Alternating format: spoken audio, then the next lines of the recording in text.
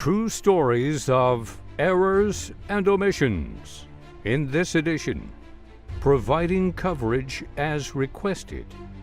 In a town nearby, an agent wrote a general liability and pollution policy for a customer. The customer clearly explained what he wanted and expected the agent to procure the requested coverage. Unfortunately, the agent was not very experienced with pollution exposures. Without seeking any assistance, he wrote the policy. Unfortunately, he failed to request an endorsement that the customer wanted. Later, the customer suffered a loss and filed a claim. The claim was denied, and the carrier's underwriter informed the agent of the missing endorsement. And when the smoke finally cleared, the customer made an E&O claim against the agent.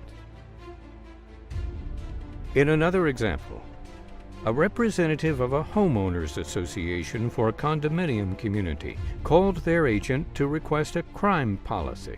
They requested coverage for theft and/or malfeasance of their assets, which included their cash accounts. The association specifically requested that the property manager be named on the policy along with the employees, officers, and directors. Everything seemed fine until a few years later, when it was discovered that the property manager had stolen close to $60,000 from the association accounts. Thinking they were covered, the association filed a claim. Turns out that the claim was denied, as the property manager was not an employee, but was an independent contractor instead. Oh no, not an independent contractor. That's right, an independent contractor. And that was enough to exclude the property manager from the coverage.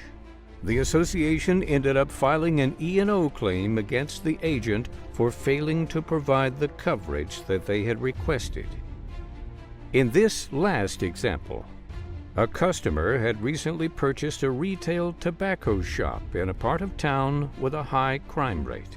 His agent tried to write the business with several admitted carriers, but after being rejected each time, she eventually utilized a broker and placed the coverage through the surplus lines market. As an experienced tobacco shop owner, the customer asked the agent many questions to ensure that she was going to procure all of the coverage he wanted for his business. The agent answered by telling the customer that the coverage would be similar to the coverage written by admitted carriers.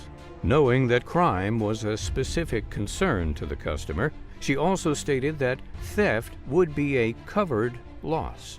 Unfortunately, the agent assumed that the policy was similar to ones written by admitted carriers and failed to do her due diligence by reviewing the policy for exclusions and limitations. Several months later, thieves broke in and completely looted the property. And because certain theft was excluded, the carrier quickly denied the claim, and the agent had to file a claim with her E&O carrier. So here's what we've learned. If you find yourself in unfamiliar territory when binding a policy, don't go it alone and look for some assistance. Never make assumptions about coverage. Carefully review all of the terms, conditions, and exclusions. Then review them again with the customer.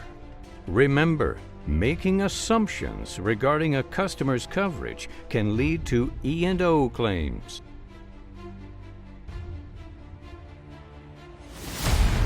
See you next time on The Amazing True Stories of Errors and Omissions. Click on the forward arrow to continue.